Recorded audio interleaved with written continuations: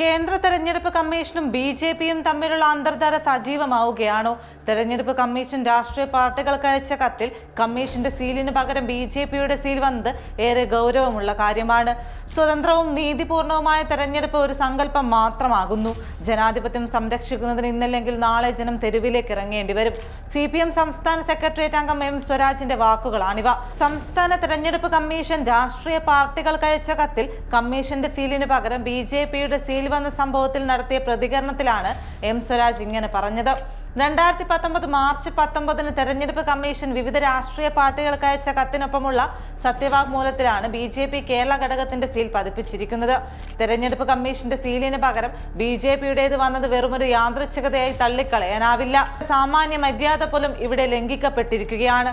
ഏത് ബട്ടൺ അമർത്തിയാലും താമര വിരിയുമെന്ന electronic voting മെഷീനെ സംബന്ധിച്ച പഴയ ആരോപണങ്ങൾക്ക് പിന്നാലെയാണ് സീൽ വിവാദവും എത്തുന്നതെന്ന് CPM പറയുന്നു. ബി.ജെ.പിയും കമ്മീഷനും വെവ്വേറെയാണെന്ന അഭിനയം പോലും ഉപേക്ഷിക്കപ്പെട്ടോ എന്നാണ് CPM ചോദിച്ചത്. സംഭവിച്ചത് ക്ലറിക്കൽ പിഴവാണെന്ന വാദത്തിൽ ഉറച്ചു നിൽക്കുകയാണ് പക്ഷേ തെരഞ്ഞെടുപ്പ് കമ്മീഷൻ. നടപടിക്രമങ്ങളുടെ ഭാഗമായി സംസ്ഥാനത്തെ മുഖ്യ തെരഞ്ഞെടുപ്പ് ഓഫീസറുടെ കാര്യാലയത്തിലെ അസിസ്റ്റന്റ് സെഷൻ ഓഫീസറെ അന്വേഷണ വിധേയമായി സസ്പെൻഡ് ചെയ്യുകയും ചെയ്തിട്ടുണ്ട്. ബി.ജെ.പി കേരള ഘടകം ക്രിമിനൽ ആന്റിസെഡന്റ് സംബന്ധിച്ച 2019 തെരഞ്ഞെടുപ്പ് കമ്മീഷൻ പുറത്തിറക്കിയ മാർഗനിർദ്ദേശത്തെ സംബന്ധിച്ച വിശദീകരണം ആവശ്യപ്പെട്ട് CEO ഓഫീസിലെത്തിയിരുന്നു. വിശദീകരണം ആവശ്യപ്പെട്ട അപേക്ഷയോടൊപ്പം സമർപ്പിച്ച 2019 കത്തിന്റെ പകർപ്പിലാണ് പാർട്ടി സീൽ ഉണ്ടായിരുന്നത്.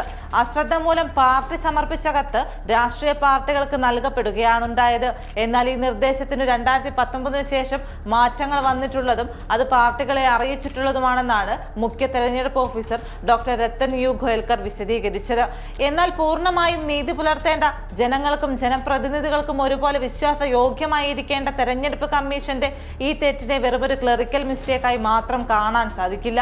തിരഞ്ഞെടുപ്പിന്റെ പ്രക്രിയകളിൽ മറ്റൊരു ശക്തിക്കും ഇടപെടാൻ സാധിക്കാതെയുള്ള പഴുതടച്ചുള്ള പ്രവർത്തനങ്ങളാണ് കമ്മീഷൻ നടത്തി വരുന്നതെന്ന് പറയുമ്പോഴും ഇത്തരം സംഭവങ്ങൾ സുതാര്യമായിരിക്കേണ്ട തെരഞ്ഞെടുപ്പ് കമ്മീഷനു നേരെ ചോദ്യം ഉയർത്തുകയാണ്.